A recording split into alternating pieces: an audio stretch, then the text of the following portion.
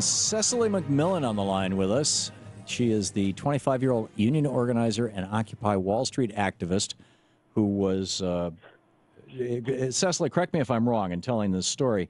This originated with your having a breast grabbed from the back by a cop, to which you lifted your arm to push him away, and then you were arrested for assaulting him, and you just got out of Rikers Island for that, and you're facing charges in another case. Do I have that right? Yeah, except for obviously being grabbed from behind by a figure. I had no idea who it was, or if it was an officer or not that had been grabbing me. Yeah. Right. So this guy grabs your breast. You respond as probably any woman would, and you end up in Rikers Island. Yeah, that's about it. Yeah. Except that, you were there for an Occupy Wall Street protest, and so maybe this is, we're seeing Occupy activists all over the country being prosecuted in ways that cause them, to either plead guilty to or sometimes even serve time for felonies, and thus lose their right to vote, lose their right to have certain kinds of jobs in the future, really damage their future. This sounds like, the power of the state being badly misused. Oh, absolutely. I myself have worked with children my entire life as a camp counselor. I have 3 teacher certifications. I was former President Jimmy Carter's great-grandson's teacher at a cooperative preschool, actually. And I will no longer be able to work with children as a violent felon in a public capacity until hopefully we get this appealed. We're working in the courts to get this appealed. Yeah, this is a travesty. Did anything happen to the police officer who grabbed you from behind? The victim, as he called himself? Right. Yeah, he, in fact, one of the reasons why the DA recommended that I do 90 days in jail was because I made a mockery, in her words, of women who are, in fact, sexually assaulted everywhere, and that by making such ludicrous claims, I was actually further injuring the victim in this case by damaging his reputation. Wow. A man that has a wide and varied history of violence against children, all the way up to kicking people while on the ground in the face, to the point that he broke his own ankle and said that he had never kicked that man. Wow. Yeah. So it was quite crazy. Right. So over at your website, Justice for Cecily, CECILY.com, and your Twitter is Cecily McMillan, CECILYMCMILLAN. Yes, you're not only working to now they've got this second charge against you now that they're going to bring up. You're looking at 5 years probation, and they might throw you back in Rikers for another year. So you're dealing with that and the ongoing legal process. You're trying to get a pardon or a reversal on that first conviction for its just on its face stupidity, and you're also speaking out about what you learned in jail about women in jail. Tell us about that. Absolutely. I think that the women that I met in there are really the true political prisoners.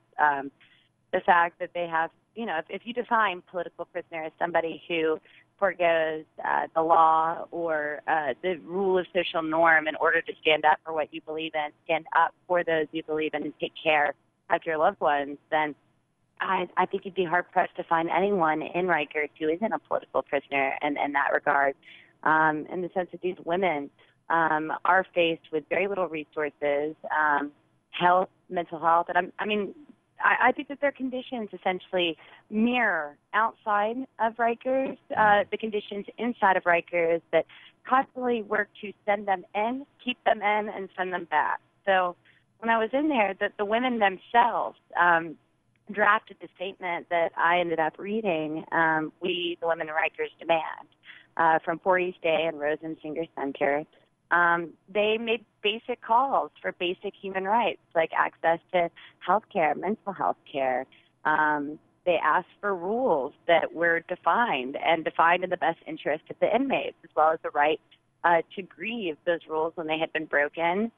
They asked for resources, from education and career training to mental health to social programs like against domestic abuse or dealing with PTSD. So, I think that what we're looking at here is not actually so different than what the Democratic Party has been calling for, at least in my lifetime, and especially progressive Democratic Party members as well. I think that what we're looking at is essentially a lack of access to basic human rights and basic resources and basic dignities that would effectually keep most of these women out. Right. They understand that this is their plight, and in order to take care of their families and take care of their communities, they do what they have to do. And that's why I do call them political prisoners. Remarkable. I am probably your parents' age, and in my generation, the controversial television program was Hogan's Heroes, which takes place in a prison camp, a Nazi prison camp, and kind of makes fun of the Nazis. And the hit on it was that it minimized the horrors of the Nazi prison camps, which it certainly did. I'm curious if you think Orange is the New Black is helping or hurting the realities of and the future of women in prison.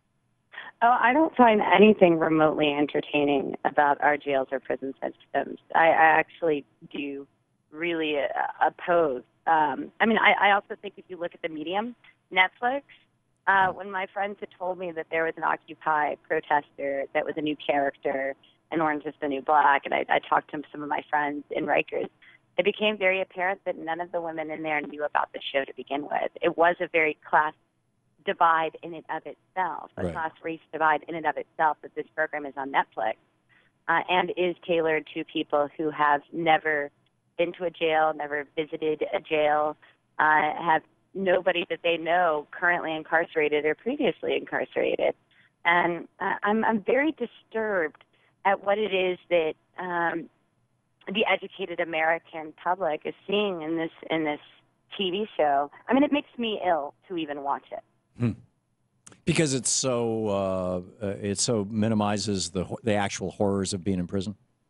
Absolutely, and I think even beyond that, you could swing it the other way. I think it minimizes the sheer humanity, the depth of humanity that these women hold on to as a reserve to keep them living in inhumane societies. I mean, I think they're the real organizers here. The fact that they remain human in absolutely inhumane conditions is something that I am inspired and in awe of. Yeah. And I think that any lighthearted viewing of that process, not just the experience, because for me it was an experience. Right. For these women, it's a part of life. It's not a matter of if, but when they will go to jail for basically trying to live and take care of their families and loved ones. Cecily McMillan, we have just about a minute left. Tonight, if you live in Florida, the CEO of Geo Group, private prison company, George Zoli, is hosting a $10,000 a plate dinner for Governor Rick Scott as a fundraiser. Oh, my God. I know Rikers is not a for-profit prison, but I'm curious your thoughts on the state of affairs in America. My brother's in a for-profit prison in Texas, and the horror that he has experienced all the way down to being, mutilated, to having things placed in his I mean, I could not go on probably without interrupting your FCC. Right. The private prisons truly are a new level of truly horrific, I would say, depravity. Genocide is what I would call it. Amazing. I absolutely agree. Cecily McMillan, the website justiceforcecily.com. Please check it out. Cecily, good luck. Keep us up to date, will you? Thank you. Thank you so much for being with us today. And I wish you the very best in your adventures going forward.